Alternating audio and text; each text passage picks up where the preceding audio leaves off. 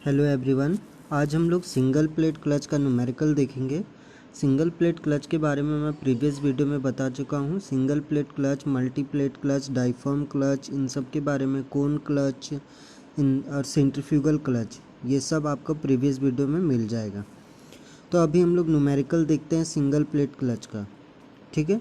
तो question start करते हैं। The outer and inner diameter of a single plate clutch are 300 mm and 200 mm respectively.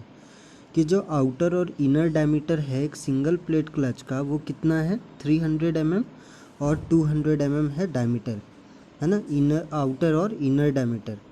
तो radius convert करने के लिए हम लोग को डिवाइडेड बाय 2 करना होगा। The both side of the clutch are effect, है ना, मतलब दोनों साइड, क्लच का दोनों साइड जो है वो इफ़ेक्टिव है। इसका क्या मतलब है कि दोनों में फ्रिक्शन ज़्यादा है और इसकी वजह से जो मेरा इस साइड में जो फ्लाई होता है, फ्लाई से क्लच में मोशन ट्रांसमिट हो रहा है, टॉर्क ट्रांसमिट हो रहा है, और क्लच से ये जो क्लच शाफ्ट है उसमें भी टॉर्क ट्रांसमिट हो रहा है, ठीक है। The maximum pressure intensity should not be more than 0.1 newton पर mm स्क्वायर। जो प्रेशर इंटेंसिटी है वो 0.1 न्यूटन पर mm स्क्वायर ही रहेगा, इससे ज़्यादा नहीं होना चाहिए। If coefficient of friction is 0.3, जो कोएफिशिएंट ऑफ फ्रिक्शन है, जो क्लच प्लेट और फ्लाई व्हील और क्लच प्लेट और जो फ्रिक्शन लाइनिंग है उसके बीच में जो कोएफिशिएंट ऑफ फ्रिक्शन होगा वो आपका 0.3 है। तो हम लोग को निकालना है फाइंड द पावर ट्रांसमिटेड, कितना पावर ट्रांसमिट होगा। अगर वो कितने आरपीएम से रोटेट हो रहा होगा फ्लाई व्हील, तो 2500 आरपीएम से रोटेट हो रहा होगा, 2500 आरपीएम, ओके। तो सॉल्यूशन करने के लिए सबसे पहले जो गिवन डायमीटर है, आउटर डायमीटर और इनर डायमीटर, उनको पहले रेडियस में कन्वर्ट कर लेते हैं। तो रेडियस में कन्वर्ट करने के लिए डिवाइडेड बाय 2 कर दिया दोनों को। उसके बाद जो प्रेशर इंटेंसिटी है वो लिख दिया 0.1 न्यूटन पर mm स्क्वायर। तो ये आपका mm स्क्वायर में ही है, कोई दिक्कत वाली बात नहीं है। कोफिशिएंट ऑफ फ्रिक्शन 0.3 है और आरपीएम को हम लोग n से रिप्रेजेंट करते हैं, and this is nothing but 2500 RPM, okay. यहाँ तक होने के बाद हम लोगों को पता होगा कि मैं दो थ्योरम बताया था।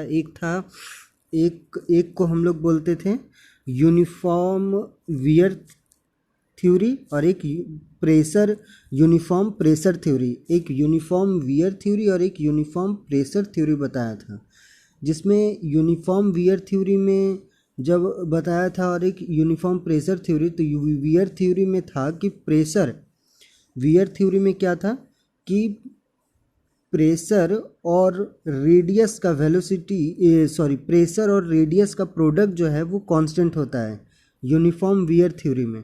तो उसी का यहाँ पे हम लोग इस्तेमाल करेंगे। आप यहाँ पर उसी चीज़ का इस्तेमाल करेंगे। आप यहाँ पे प्रेशर थ्योरी का भी इस्तेमाल कर सकते हैं, बट उससे थोड़ा सा क्वेश्चन आपका लंबा बन जाएगा, इसीलिए हम लोग यूनिफॉर्म वियर थ्योरी का इस्तेमाल करेंगे।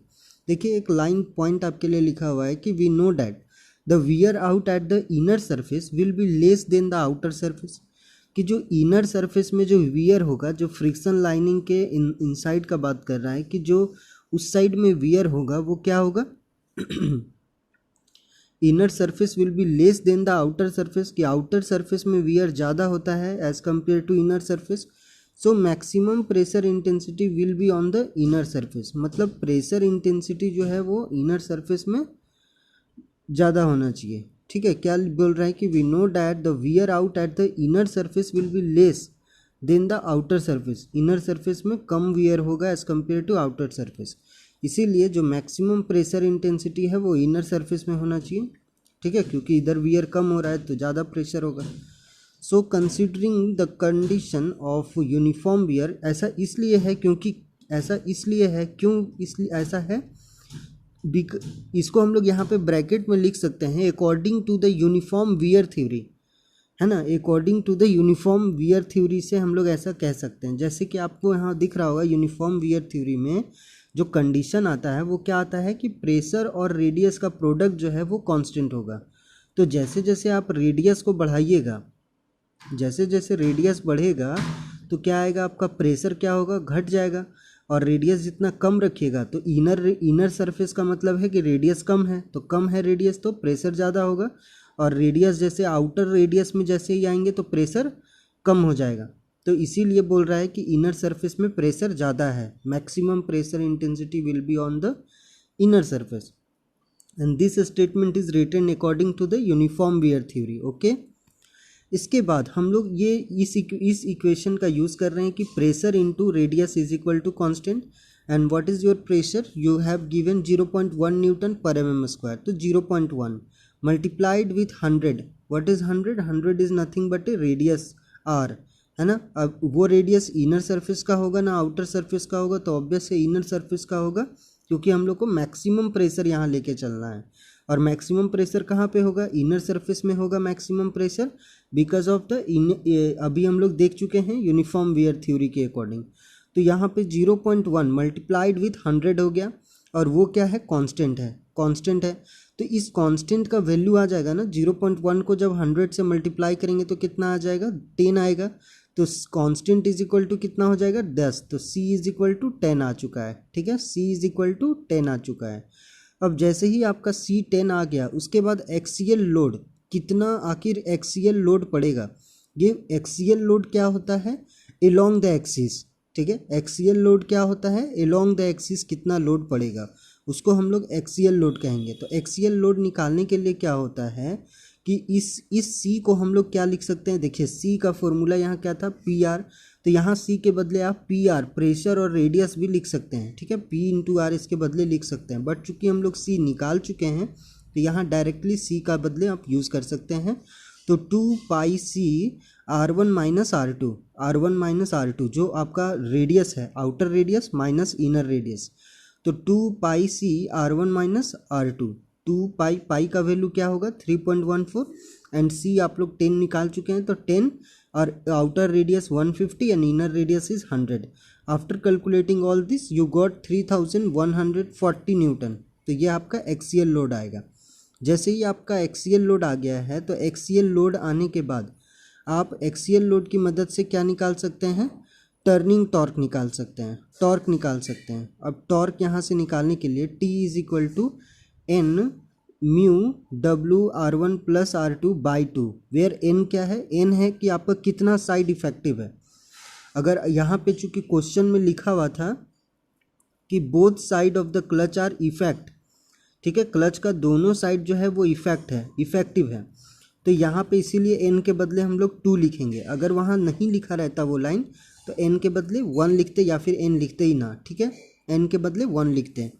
तो यहाँ पे चूंकि बोथ साइड इफेक्टिव है, तो N के बदले क्या यूज़ करेंगे, 2 यूज़ करेंगे।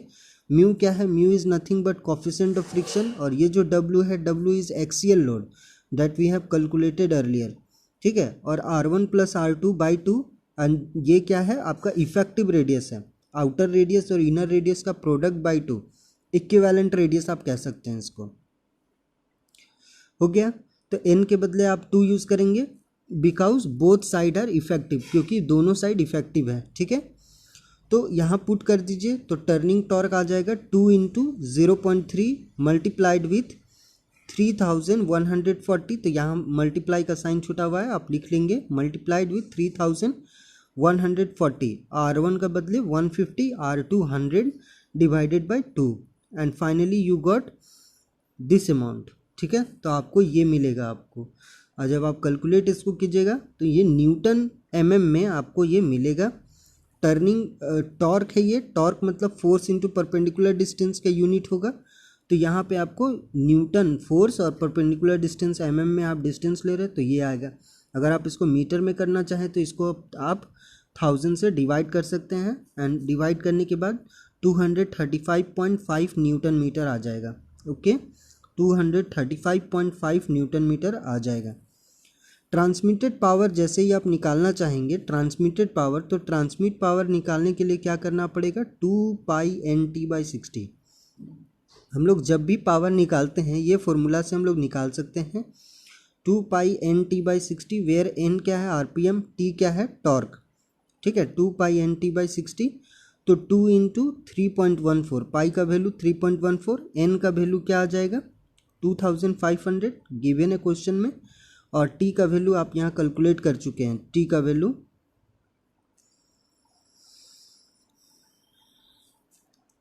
ठीक है, यहाँ पे टी का वैल्यू कैलकुलेट किया जा चुका है 235.5 और डिवाइडेड बाय 60। जब आप कैलकुलेट करेंगे तो आपको अब मिलेगा आंसर 6,000 नहीं है, ये 61,622.5 वाट। ठीक है, आप इसको किलोवाट में चेंज करने के लिए 1000 से डिवाइड करेंगे तो 61.6225 किलोवाट आएगा। ओके ओके, बट यहाँ पे एक छोटा सा माइनर मिस्टेक है कि यहाँ पे जैसे 2π/NT/60 है, तो यहाँ 2 n के बदले 2500 और t के बदले यहाँ पुट नहीं किया गया है। आप यहाँ पुट जरूर कर लीजिए, मल्टीप्लाइड विथ 235.5। आप जब तक इसको मल्टीप्लाई नहीं करेंगे आप देखिएगा ये आंसर नहीं आएगा। ये आपका सही है, बट यहाँ पे 235.5 मल्टीप्लाई में ऊपर साइड में छूटा हुआ है, आप इसको कर लेंगे। ठीक है, ऊपर साइड में छूटा हुआ है, आप ऊपर में मल्टीप्लाई कर लेंगे 235.5। ओके, जब तक 235.5 ऊपर मल्टीप्लाई नहीं होगा आपका ये आंसर नहीं आने वाला। ठीक है, आप इसको करेक्ट जरूर कर लें। ओके, नेक्स्ट क्वेश्चन है हमारा, बिल्कुल सिमिलर क्वेश्चन है। In a single plate clutch both side are effective. यहाँ भी बोथ साइड इफेक्टिव दे रखा है, तो n के बदले क्या यूज़ करेंगे, 2 यूज़ करेंगे। Clutch transmit 100 kilowatt power. इस बार आपको पावर दे रखा है, जैसे आपके यहाँ पावर निकाले थे ना, ट्रांसमिटेड पावर 61.6225 किलोवाट आया था, यहाँ पे आपको 10 किलोवाट पावर दे रखा है। मैक्सिमम टॉर्क भी आपको दे रखा है 120 न्यूटन मीटर, जबकि यहाँ पे आप टॉर्क निकाले थे, इस फॉर्मूला से टॉर्क निकाले थे और टॉर्क आया था 235.5। यहाँ पे आपको टॉर्क दिया हुआ है। The maximum axial force should not be more than 100 kilo Newton पर मीटर स्क्वायर। आप यहाँ एक्सियल फोर्स देखिए, एक्सियल लोड निकाले थे तो 3140 आया था न्यूटन में, यहाँ पे एक्सियल टॉर्क आपको गिवन है। ठीक है ना, मैक्सिमम एक्सियल फोर्स आपको यहाँ गिवन है किलो न्यूटन पर मीटर स्क्वायर में, मतलब प्रेशर आप इसको समझ सकते हैं, है ना, क्योंकि किलो न्यूटन पर मीटर स्क्वायर में है। The outer diameter of the clutch plate is 135 time of the inner diameter. जो आउटर डायमीटर है वो भी नहीं गिवन है, लेकिन ये गिवन है कि वो इनर डायमीटर से 1.3 टाइम ज़्यादा है। ठीक है, find out the axial load exerted by the spring. तो कितना एक्सियल लोड कितना होगा, तो ये आपका एक्सियल लोड नहीं है, यहाँ पे आपको लिखा हुआ है, आप यूनिट से पकड़िए, यहाँ पे क्या लिखा हुआ है, maximum axial force should not be more than इतना। बट ये एक्सियल फोर्स यहाँ क्या है, प्रेशर है। क्यों, क्योंकि यूनिट क्या है, किलो न्यूटन पर मीटर स्क्वायर है। एक्सियल फोर्स का यूनिट तो सिर्फ न्यूटन होता ना, या किलो न्यूटन होता, बट यहाँ पर मीटर स्क्वायर है। और आपको पता होगा कि प्रेशर का यूनिट क्या होता है, न्यूटन पर मीटर स्क्वायर या किलो न्यूटन पर मीटर स्क्वायर होता है। तो यहाँ पे आपको देखिए एक्सियल लोड यहाँ पे निकालने बोला गया है कि find out the axial load exerted by the spring and outer and inner diameter of the clutch plate. और उस टाइम आपको आउटर और इनर डायमीटर क्लच प्लेट का चाहिए। तो सबसे पहले हो गया कि पावर ट्रांसमिटेड कितना है, तो 10 किलोवाट है। मैक्सिमम टॉर्क कितना है, तो 120 न्यूटन मीटर है। ठीक है, मैक्सिमम टॉर्क कितना है, तो 120 न्यूटन मीटर है। ठीक है, प्रेशर इंटेंसिटी कितना है, तो 100 किलो न्यूटन पर मीटर स्क्वायर। प्रेशर इंटेंसिटी आपको गिवन है, तो किलो न्यूटन पर मीटर स्क्वायर में किलो न्यूटन को भी चेंज करके आप न्यूटन कर सकते हैं, तो 1000 से मल्टीप्लाई ऊपर करना होगा और मीटर स्क्वायर नीचे है, इसको mm में चेंज करने के लिए 10 का पावर 3 इंटू 10 का पावर 3 नीचे करना होगा। तो आपको देखिएगा सॉल्व करने के बाद 0.1 न्यूटन पर mm स्क्वायर ही बचेगा। The outer diameter of the clutch plate जो है, आउटर डायमीटर गिवन है कितना, 1.3 times of inner diameter of the clutch plate. Inner diameter का 1.3 टाइम्स है आउटर डायमीटर, ये भी गिवन है आपका। तो यहाँ तक हो गया। उसके बाद it is not given that the plate is new. ये गिवन नहीं है कि ये प्लेट न्यू है या पुराना है। ठीक है, तो हम लोग so we consider the condition of uniform wear, तो इसीलिए हम लोग इसको न्यू मान करके चलेंगे। ठीक है, और हम लोग यहाँ पर भी यूनिफॉर्म वियर कंडीशन को ही मानेंगे, जिससे इससे पहले भी आपको पता होगा यूनिफॉर्म वियर थ्योरी और यूनिफॉर्म प्रेशर थ्योरी जब हम लोग पढ़े थे, उस टाइम में आपको पता होगा कि कब यूनिफॉर्म वियर थ्योरी और कब यूनिफॉर्म प्रेशर थ्योरी यूज़ करते हैं। तो हम लोग यहाँ पे क्या कर रहे हैं, यूनिफॉर्म वियर थ्योरी का इस्तेमाल कर रहे हैं। इसमें हम लोग प्रेशर इनटू रेडियस से मल्टीप्लाई करेंगे और वो क्या होगा, कांस्टेंट होगा। इससे पहले भी आपको समझा चुका हूँ कि प्रेशर इनटू रेडियस को हम लोग मल्टीप्लाई करेंगे जो कि कांस्टेंट होगा। ये इक्वेशन का इस्तेमाल करेंगे।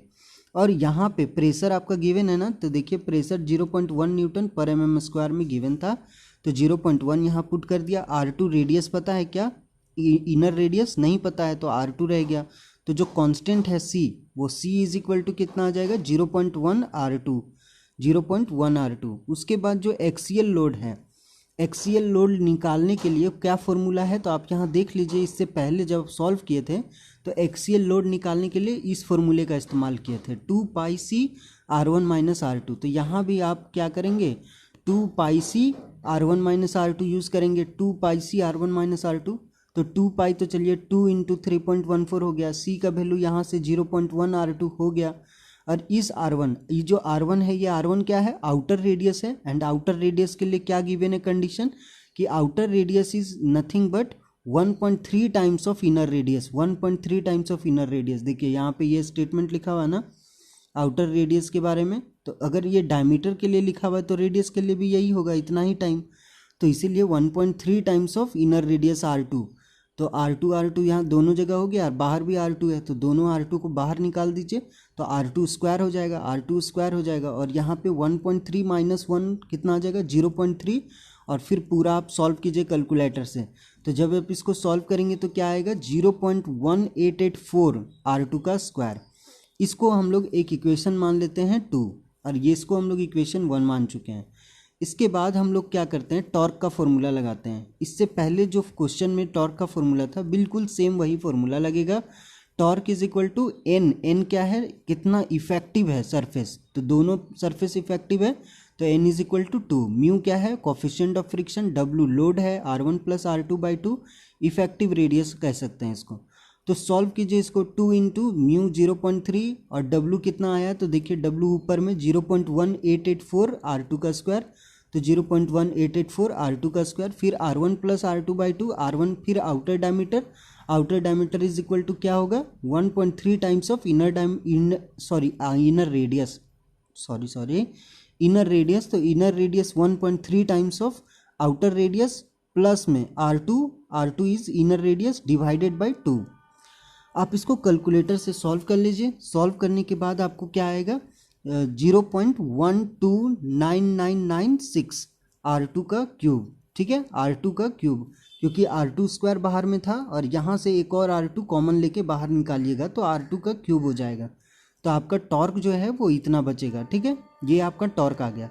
अब आपको क्वेश्चन में याद होगा कि टॉर्क तो गिवन है, आप फिर से एक बार देख लीजिए कि यहाँ तो maximum torque 120 newton metre given है। तो हम लोग जो यहाँ से जो इक्वेशन निकाले हैं टॉर्क का, इसको उसके साथ इक्वेट करेंगे, ठीक है। तो यहाँ से इक्वेट करेंगे, तो चूंकि यहाँ किलो न्यूटन गिवन था तो इसको 10 का पावर 3 करके, इस चूँकि हम लोग यहाँ पे ये वाला जो निकाले थे वो क्या था, न्यूटन में निकाले थे, तो इसीलिए यहाँ किलो न्यूटन मीटर था, तो उसको हम लोग mm में चेंज कर दिए, और यहाँ भी ये mm में तो था ही। तो इक्वेट करने के बाद ये R2 का वैल्यू निकल के आ जाएगा, और R2 का वैल्यू आएगा 96.848 mm में आएगा, ठीक है, 96.848 mm में आएगा। जैसे ही R2 आया तो ये क्या है, इनर रेडियस हो गया, तो इनर रेडियस आ गया, तो इनर डायमीटर कितना होगा, तो 2 टाइम्स कर देंगे तो इनर डायमीटर आ गया, और इनर डायमीटर 193.696 mm हो जाएगा, इसका 2 गुना, ठीक है। और आउटर रेडियस निकालने के लिए क्या करना होगा, 1.3 times of R2 inner radius करना होगा, तो आउटर रेडियस आ जाएगा 1.3 times of 96.848। After calculating this we get 125.90259 mm, okay. तो आउटर डायमीटर निकालने के लिए 2 times of inner outer radius, तो 2 टाइम्स करना होगा, तो 2 इंटू 125.9, 2 इंटू 125.90259, ये आप पॉइंट में पूरा लेकर के जाना है तो जाइए, नहीं तो आप 2 डिजिट तक ले जा सकते हैं। तो आउटर डायमीटर आपको आ जाएगा 251.8048। आप इसको सॉल्व जरूर करें, ठीक है। उसके बाद जब सारा वैल्यू यहाँ पे outer diameter, inner radius, outer radius निकल चुका है, तो इसका वैल्यू जो है, जो भी आप रेडियस निकाले हैं उसका वैल्यू अगर इस इक्वेशन में पुट कर देंगे तो लोड आ जाएगा। R2 का वैल्यू यहाँ पुट कर देंगे तो W इज इक्वल टू आ जाएगा ना, जो कि हम लोग को एक्सियल लोड निकालने बोला गया था, तो W is equal to 0.1884 multiplied with inner radius, and inner radius is 96.848, का whole square. After calculating this we got 1767.10 newton. Okay, तो फाइनली हमारा आंसर हो जाएगा इतना 1767.10। ओके, होप आपको समझ आया होगा। आप इस न्यूमेरिकल को ज़रूर से एक बार सॉल्व कीजिए, बस 2-4 फॉर्मूला है उसी के आधार पे सॉल्व होगा। बिल्कुल आप एक बार समझने का प्रयास कीजिए। अगर नहीं समझ में आया तो वीडियो को एक बार ज़रूर रिपीट कीजिए, आपको ज़रूर समझ में आएगा। Okay, thank you.